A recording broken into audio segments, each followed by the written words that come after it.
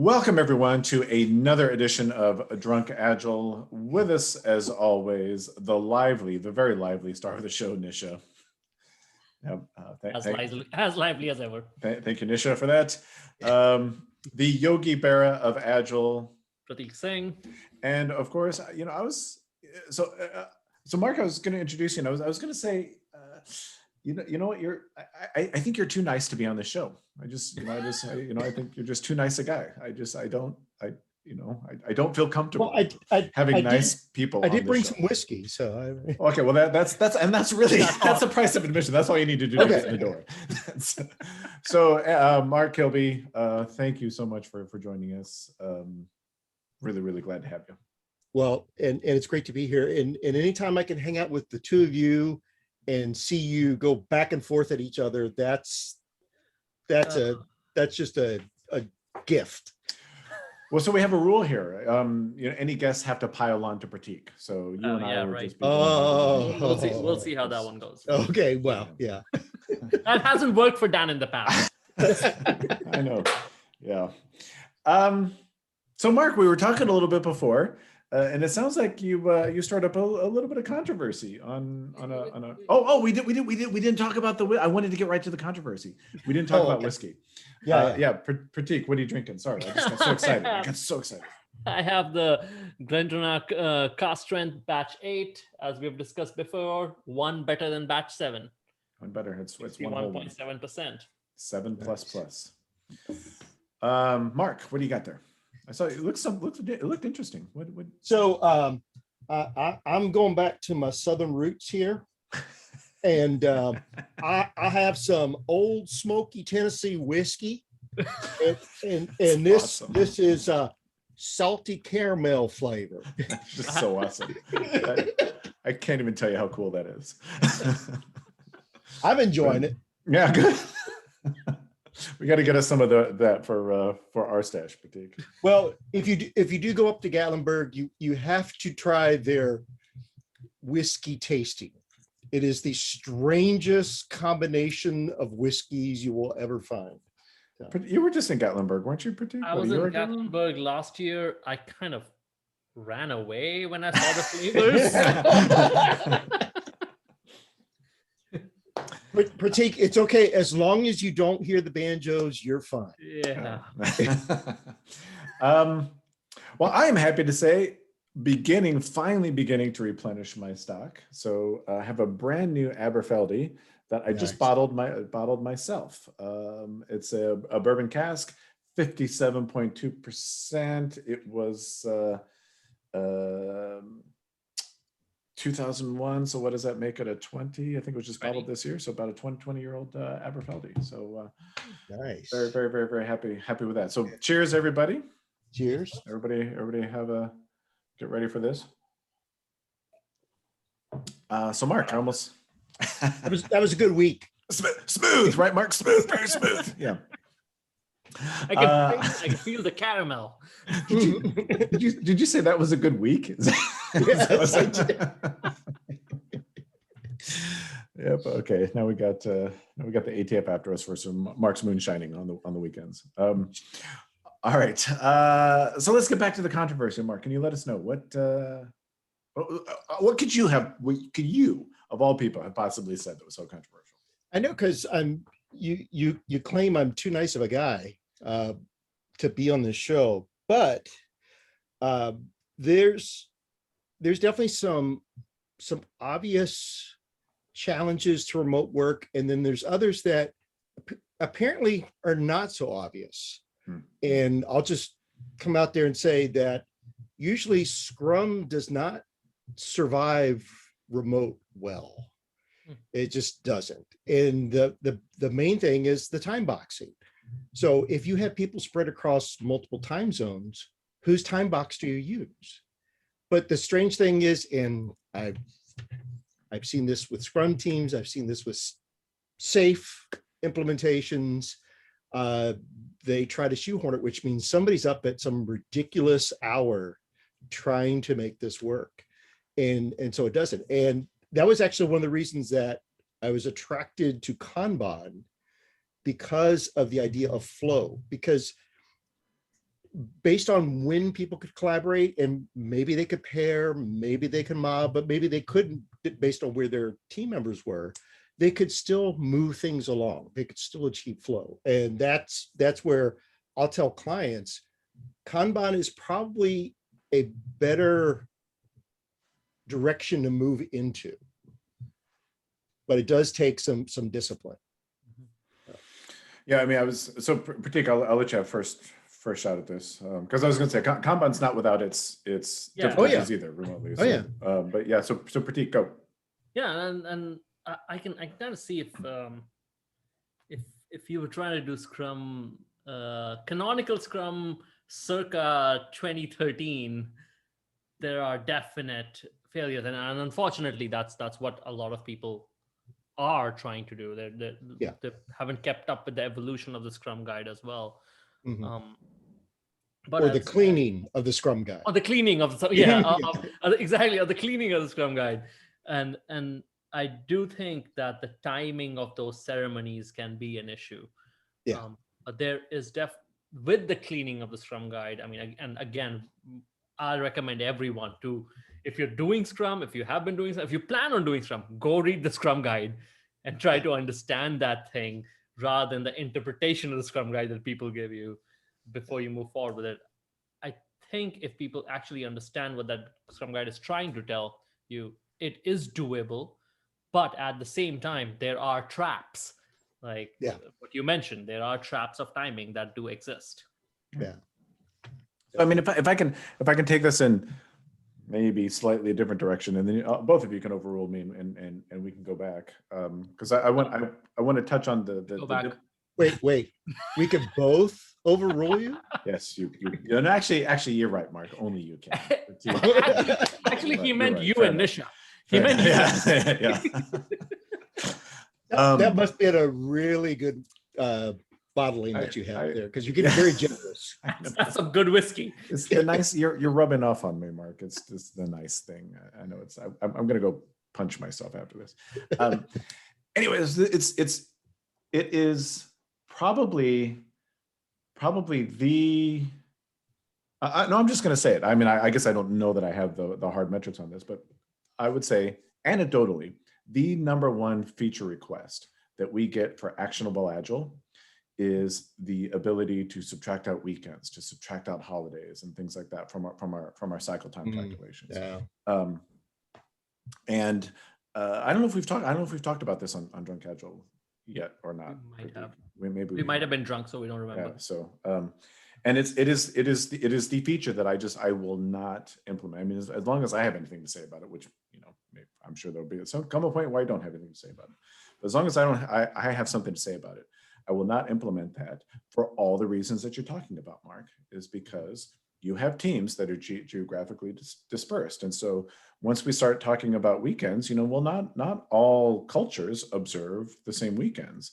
Yes. Obviously, not all cultures observe the same holidays, right? And so now you get into this kind of, weird thing of, if I've got team members in, 3, 4, 5 different countries, well, which weekends are we talking about? Which holidays are we talking about? And you're so I mean, my point is this is a difficulty, I think, for a Kanban implementation, just as much as it is a Scrum team. And I just want to amplify, if I can, your thing about discipline, because I just think it comes down to that exactly, whether you're doing Scrum, whether you're doing Kanban. So I don't think I could pin that one on any particular framework. Mm-hmm. I think I would say that's more. It seems like a smell, a smell of we may not be collaborating the way we can. So if we're collaborating, if we're pairing, if we're sharing the knowledge, who cares? Yep. Who cares when the holidays are? Let those people go on their holidays. Yeah. And because you should have enough knowledge sharing on the team that you can have some flexibility and people can go on vacations. And I realize that's a novel idea in the last year and a half, but still, even before that time, how do you make sure the knowledge is spread around the team so that, and not everyone needs to know everything, But if you're collaborating the way an agile team should, that should be a minimal problem. Yeah, I recently saw this somewhere. I think it was on LinkedIn. Someone asking a question of, what does cross-functional really mean? Does it mean that everyone can do everything, or does it mean that the team has the ability to do everything? And I think that's kind of where you're headed with what you're saying, is if we have the ability as a team to be able to take up everything and move it along, who's on holiday, when the weekend is, when the day starts for you and when the day ends for you should not matter. Yeah. And if you're paying attention to the flow, if you're paying attention to the cycle time, you'll get a sense when it does matter, or you'll get a sense where, all right, maybe somebody's being a little too generous with their vacation time. You might get some hints on that, but otherwise, everyone still tries to control too much, I think, and that's a big problem. Well, so let's try to get back to your original point, Mark. I mean, so let's say that I'm on a Scrum team, and we love doing Scrum, and we've had success at Scrum, but we have faced these challenges of moving to the remote world. What is the antidote to the problems that you were talking about? If I still want to do Scrum, do you have thoughts on that? So it depends. Shocking answer. If it was a team co-located doing Scrum and they're now dispersed, they're probably still dispersed within the same time zone. Not a problem then. Scrum is not a problem.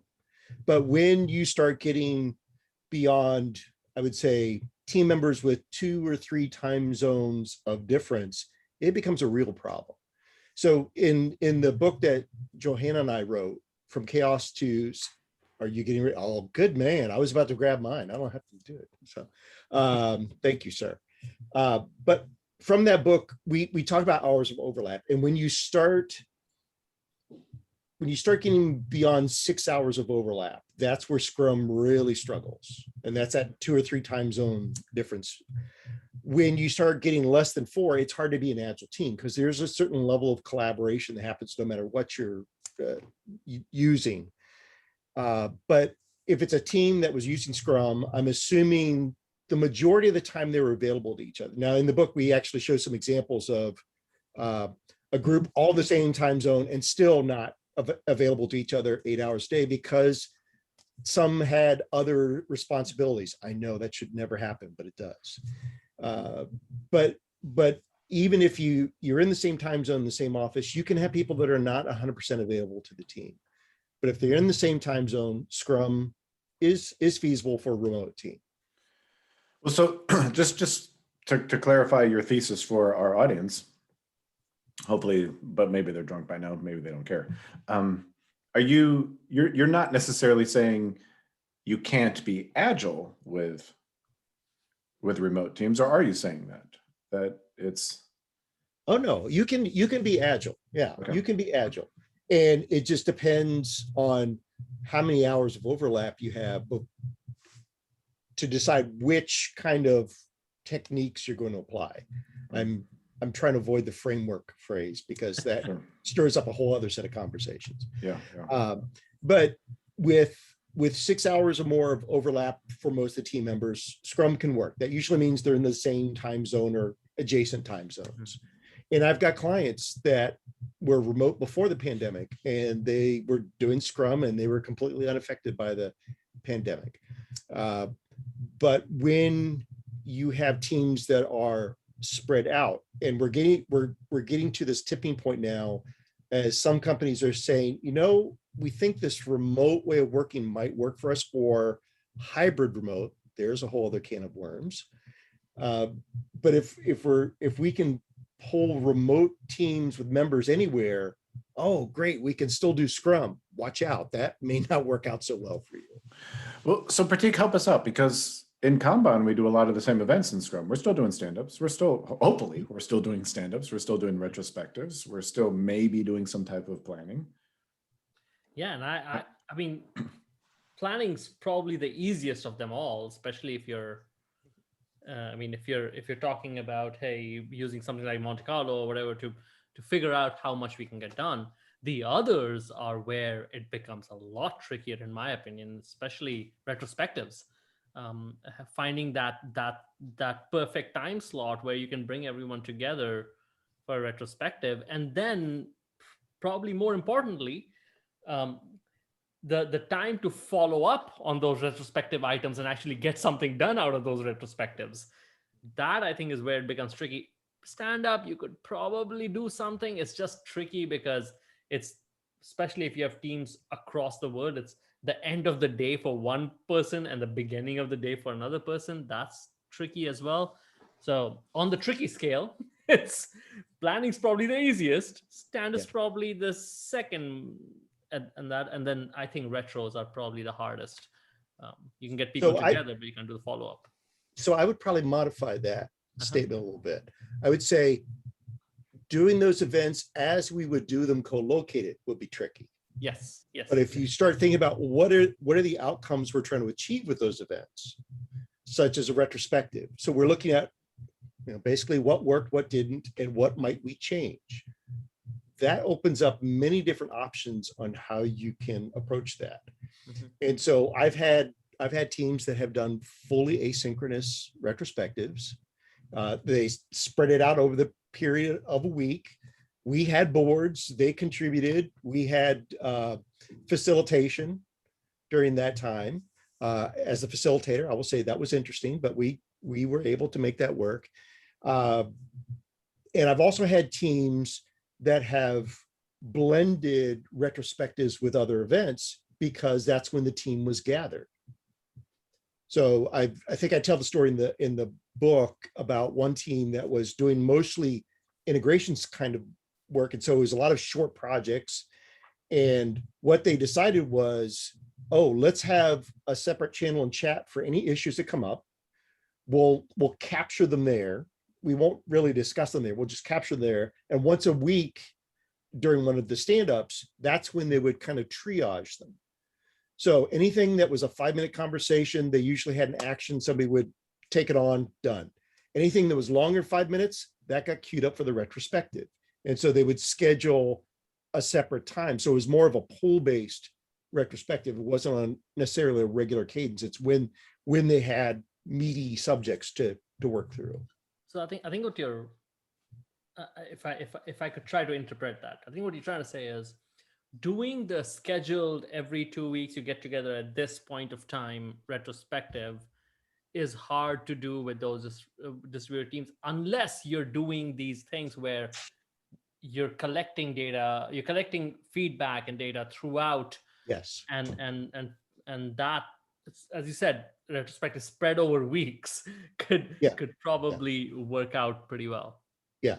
And that gets back to what Dan was saying earlier about if there's some discipline.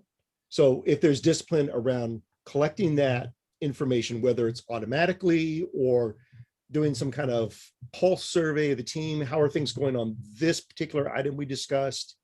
It's keeping that discipline. Oh, let me take a minute and just fill out something real quick and say, yeah, this is working well, or no, this is awful. We got to try something else. Yeah, I'm, and if I can, I'll be the semi-scrum apologist here, on this, because I have to say, I am a huge fan. I am a huge fan of the just-in-time or pull-based retrospectives that you were talking about, Mark. Mm-hmm.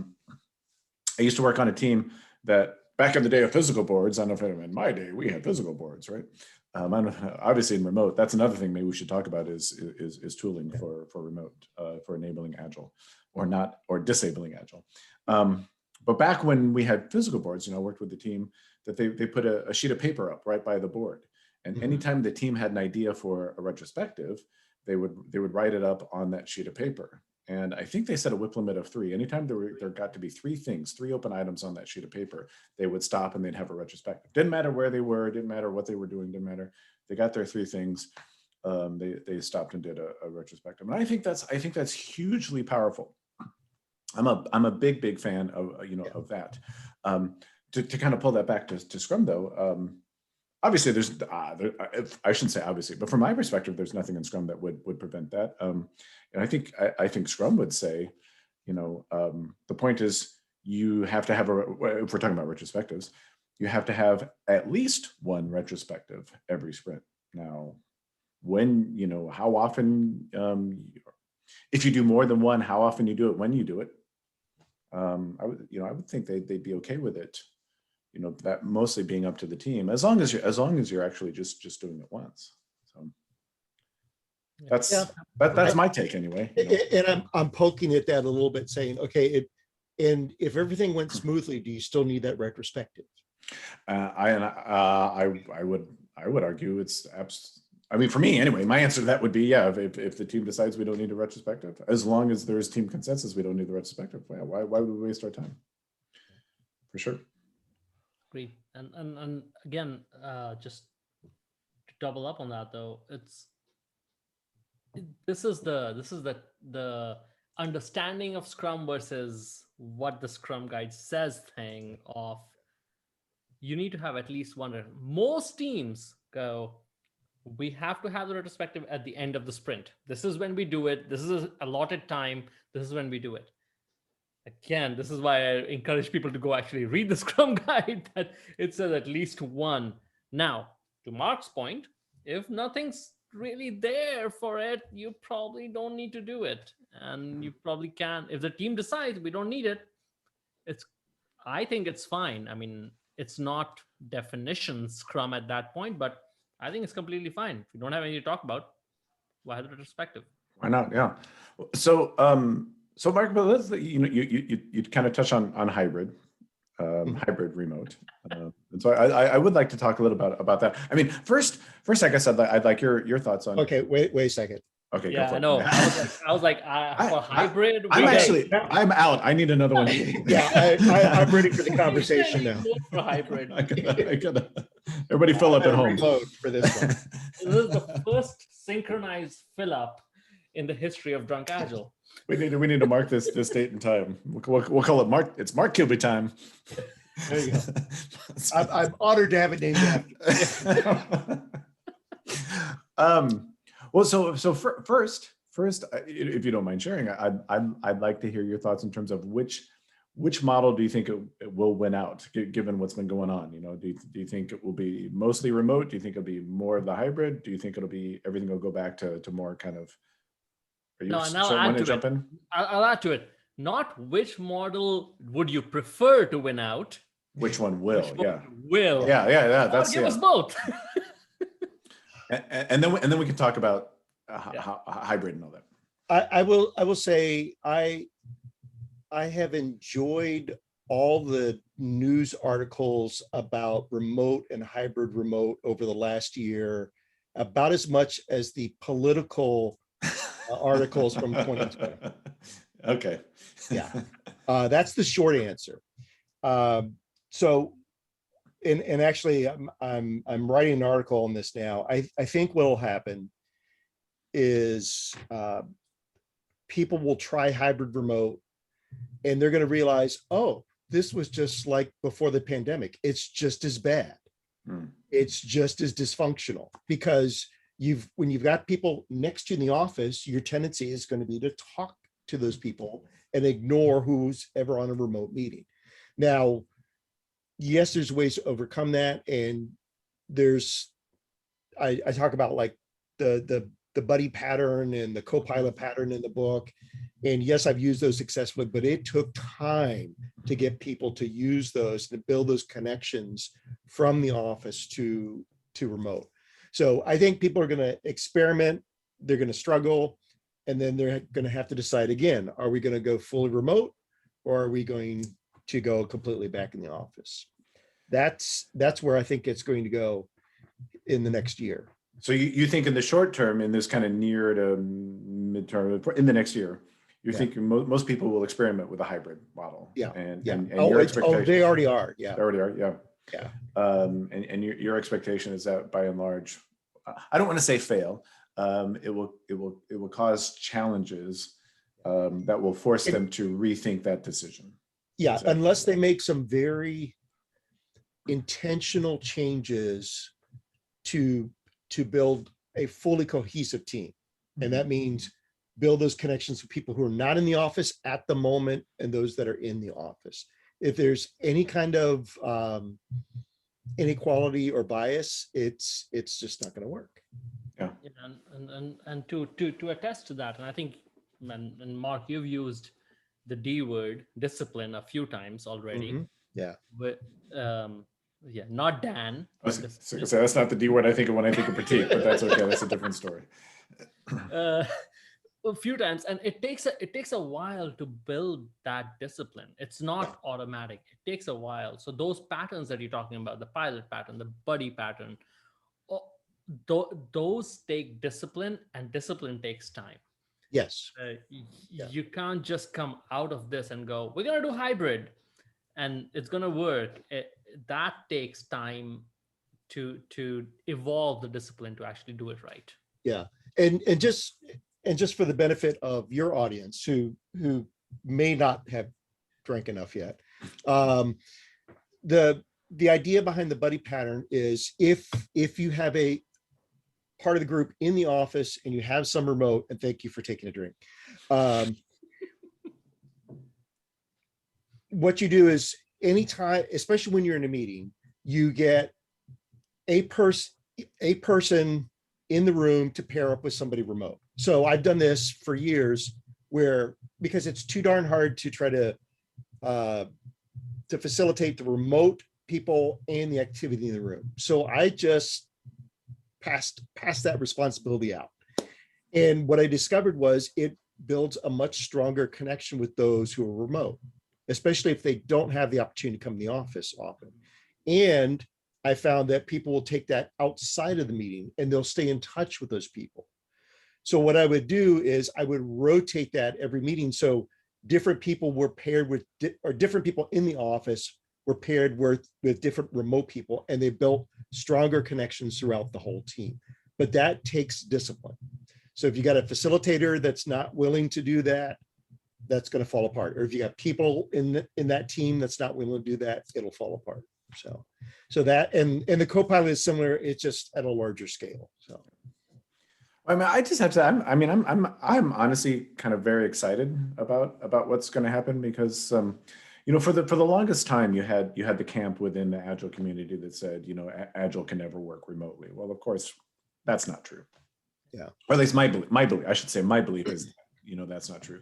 And then you had all these companies out there that said, oh, the work that needs to be done, we can never do that remotely. Well, it was fascinating how quickly companies figured out the whole remote thing, and so to give that up for the sake of presenteeism, although I have to say I do kind of understand the argument behind presenteeism. I'm sympathetic to that argument. I'm not saying I necessarily agree with it, but I'm sympathetic to it. I'd hate to see us lose, all the gains, because we've learned so much, in the past year. And I think, as you're attesting to, Mark, I think there's a lot more that we need to learn. But these are things that would have never even been possible even 10 years ago, maybe even 5 years ago, because the technology or whatever, wasn't there. So anyway, I'm just saying, I'm kind of excited to see how it all shakes out. It's still not equally available either. So there's still parts of the world that does not have the bandwidth that we enjoy, or the space that some of us enjoy in our homes. I've certainly worked with some over this last year who, they were literally in closets working because that's the only quiet space they had available in their homes. So there's those issues. There's also the issue of what does the team need to get their work done. So I'm not saying they're always going to be remote. There'll be times where they need to come back together. So I think for those companies that embrace a remote form of working, their offices are going to become more like conference centers. So where teams can reserve space saying, hey, we need to spend a couple days hashing out this new initiative or this new product. And let's book some space. And there'll be some people who will be in the office all the time. But for most, if we're talking knowledge workers, they don't need to be there all the time. They can be wherever they need to be. Hopefully that would also encourage people to take more vacations too, and not be tied to, in some of the remote companies I've been in, I've known people who have taken workations. So when they shift in that mode, they might work half days and then be with their families, or they'll say, you know, for this week, I'm going to be on 3 days and off the rest of the week. And why not? Why not have that flexibility? If that brings you the best people, no matter where they're at, why not do that? You mentioned the buddy system earlier, and it just sparked a story in my head from one of the teams I was on. One of my tech leads, and Dan knows him. His name is Paul Whitehead. He was pairing with someone remote, and he has a habit of getting loud. And there was something they weren't agreeing on. So this is a hybrid situation. There were like 8 of us in the room and 4 of us remote, and we had the buddy system going. So no one who was remote was, and all of a sudden, at least the 8 people in the room could not work, because all you could hear was Paul going off on this person about how that pattern we're trying to implement is just a stupid pattern. And the good thing is it ended up in a good place. But yeah, that person on the other end of the line was definitely part of the team at that point. Yeah. Well, that's where we need to introduce him to. This Old Smoky. The cure for the hybrid model. Yeah. He needs to mellow a little bit. So, yeah. So, but I mean, but to be more serious, it's in a hybrid situation. And if you're pairing that way, you also still have to be aware of the teammates that are around you. You are. So. I think that only makes things better, though, because when you're aware of the people around, you realize it's not just the 2 of you in a room. It's just some of us don't realize that easily. Yeah, but it is easier to capture those great stories of Paul. Yes. So, yeah. I was going to say, I don't know that you really, with Paul on your team, I'm not sure you really need to be remote. Just you open a window. And... it could be anyway, you'll hear him. Yeah. So some final thoughts, Mark. I don't know. Can you wrap it up for us? I mean, if we were to tie a bow on this conversation, what are we saying here? What are we? So so what I would say is, I think the next year is going to introduce us to some more shifts, some more challenges, as people figure out, what did we really learn, or what are we willing to learn, and what are we willing to take on. You know, the 3 of us have been around the Agile community long enough. We've seen how fast some things get adopted and how slow some things get adopted. And this is definitely going to be one of those things that are going to challenge people to think about letting go of their practices and going back to principles. What's important about how we work? What are the principles? And that's still hard for some people in the Agile community. And so, and that's really what the book was about, was you've got to let go of your practices you do in the office and think about, what are you trying to achieve online? What are some different ways of doing that? So we now all have a 1.5 years of experience of trying to figure that out. And the constraint's going to be let go soon. So what did we learn, and what can we do better? Or what do we feel we need to go back to? You know, and if I can throw my bit of controversy on, then you know, I would say, I'd like to question whether Agile really is the end all be all. You know, I mean, do we really care? You know, well, I think DevOps answered that one. You mean ops, Mark, right? Isn't that what you mean? Yeah. You mean SaaS. But to pour a little more whiskey on that fire, if you look at what's coming out of the DevOps community the last 5 years, a lot of it's not too different. It's just some things that have shifted. There have been some new ideas, but it's groups that have been kind of forgotten originally are now having a voice. And yes, it's going to evolve. It has to evolve. Yeah. I'm going to regret this, but Pratik, anything from you? The one thing I will add is this book from Mark and Joanna. I got my copy from Mark just before we all shut down. Like, it was like literally like a the month week before or a week before when we shut down. So as everyone's going back, as we're thinking about going back, this is more relevant than it ever was. You have a whole bunch of experience from what you just did of a year and a half of being completely distributed, and Joanna's and Mark's work here is as relevant as it ever was. Mark, thanks for coming on and sharing whiskey with us. Yeah. Thanks. Yeah. Thank you. I mean, couple firsts.